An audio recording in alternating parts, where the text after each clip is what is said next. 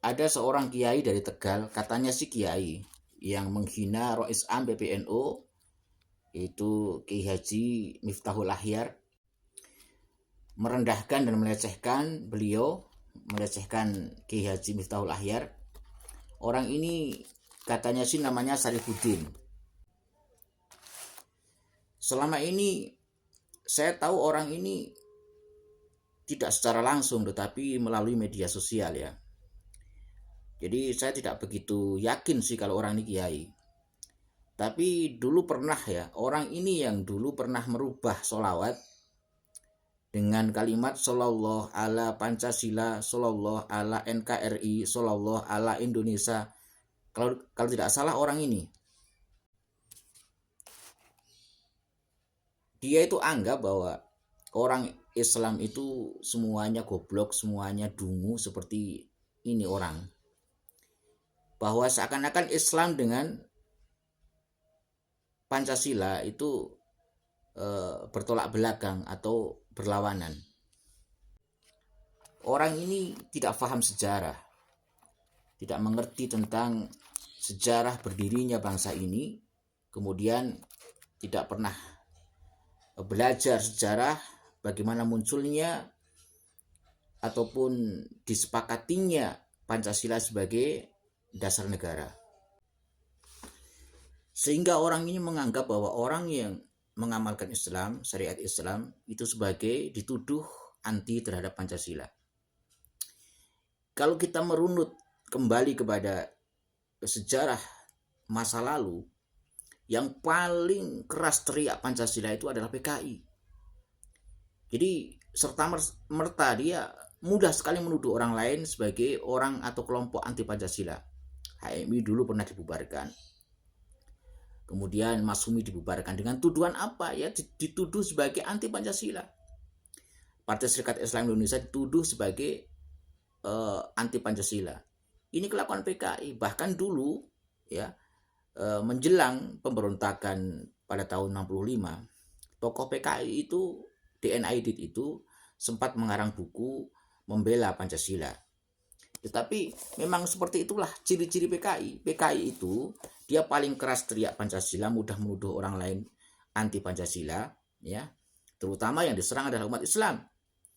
Yang diserang adalah umat Islam. Tetapi di saat PKI ini sudah kuat, mereka sudah kuat, yang mereka teriak-teriak atas nama Pancasila itu, sebenarnya mereka sendiri yang nantinya justru merubah Pancasila itu diganti dengan komunis. Itu adalah strategi dan memang kelakuannya PKI begitu. Jadi kalau saya sih tidak heran lagi ya dengan jenis-jenis manusia seperti Sarafuddin ini. Jadi untuk masyarakat awam, untuk masyarakat Indonesia, khususnya kaum muslimin, jangan mudah tertipu dengan slogan-slogan yang dibawa oleh kelompok-kelompoknya si Sarifuddin ini, yang seakan-akan dia merasa paling Pancasilais, paling NKRI, paling nasionalis. Jadi saya mengingatkan kepada warga negara Republik Indonesia, khususnya kaum muslimin, jangan mudah tertipu, jangan mudah terbuai dengan istilah-istilah slogan-slogan yang kelompok ini bawa. Merasa paling Pancasilais, merasa paling NKRI, merasa paling Indonesia, merasa paling membela pribumi, tapi sesungguhnya mereka sendirilah yang menjadi pengkhianat Pancasila, yang nantinya akan merubah Pancasila ini menjadi ideologi komunisme. Karena faktanya mereka ini, yang mereka serang selama ini adalah umat Islam. Amalan-amalan Islam, syariat-syariat Islam yang mereka bentur-benturkan dengan budaya, bentur-benturkan dengan Pancasila, seakan-akan Islam itu anti terhadap Pancasila. Orang yang mengamalkan Islam itu berarti akan membahayakan ideologi Pancasila. Jadi bisa kita lihat tanda-tandanya di sekitaran kita. Orang yang anti sekali dengan jenggot, anti sekali dengan gamis, mudah sekali menuduh orang, oh itu aliran keras, itu Islam ekstremis, itu Islam radikal. Ini jenis-jenis otak-otak PKI begitu. Caranya untuk menyerang mental seseorang agar seseorang itu tidak memiliki kepercayaan diri untuk menjalankan syariat Islam, ya. Misalnya menyerang jenggotnya, ya. Jenggot dituduh sebagai ini adalah budaya Arab. Firaun saja juga berjenggot, Abu Jahal, Abu Lahab juga berjenggot. Ini bahasa-bahasa mereka. Kemudian kita ini Islam Nusantara, Islam Indonesia, Islam Jawa, ya. Ya seperti itulah kelakuan-kelakuan daripada PKI.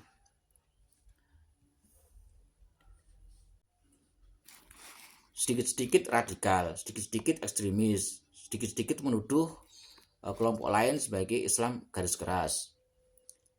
Ya, ada orang pakai cadar disebut sebagai Islam garis keras. Bahkan saya juga mengenal seseorang yang berada di Kementerian Agama, dan ini orang yang memiliki jabatan di Kementerian Agama. Saat ini belum saya sebutkan namanya, saya menjaga privasinya. Tapi saya kenal orang ini, dia bekerja di Kementerian Agama.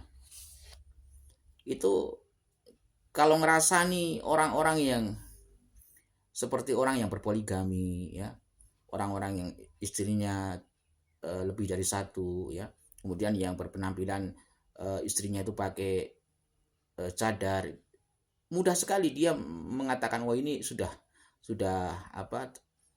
mengikuti Islam garis keras, Islam radikal. Dan saya kadang merasa heran, orang seperti ini kok bisa ya masuk ke Kementerian Agama?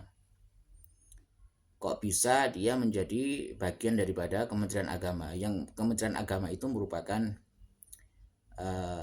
sebuah kementerian yang tentu saja sebuah lembaga yang menjaga nilai-nilai keagamaan. Saya bisa menyimpulkan bahwa dengan adanya hal yang demikian itu, bahwa memang betul 10 tahun yang lalu, ya, sejak 10 tahun yang lalu itu memang PKI sudah menyusun strategi, dan hingga sampai hari ini PKI sudah berhasil menyusup ke semua link, ya, bahkan dari pejabatnya, ya, kemudian pejabat-pejabat negaranya, anggota DPR-nya, ya, ada yang jadi kepala daerah, ada yang jadi bupati, ada yang jadi gubernur, ya. Bahkan disusupi juga orang-orang yang ada di Kementerian Agama untuk mendangkalkan akidah umat Islam, ya. Kemudian pada akhirnya nanti setelah kuat mereka akan serentak akan mengganti ideologi Pancasila menjadi ideologi komunisme. Ya tidak secara terang-terangan kalau saat ini tentu karena masih ada TAP MPRS, ya, yang masih berlaku, ya, tahun 66 itu masih berlaku, sehingga tidak mungkin menunjukkan identitas aslinya dengan palu aritnya, ya, kemudian dengan menyatakan diri sebagai orang yang mendukung atau yang berideologi komunis. Tidak mungkin karena undang-undang ini masih melarang di Indonesia ini ideologi komunisme. Makanya target mereka adalah bagaimana mendangkalkan akidah umat Islam, menakut-nakuti umat Islam.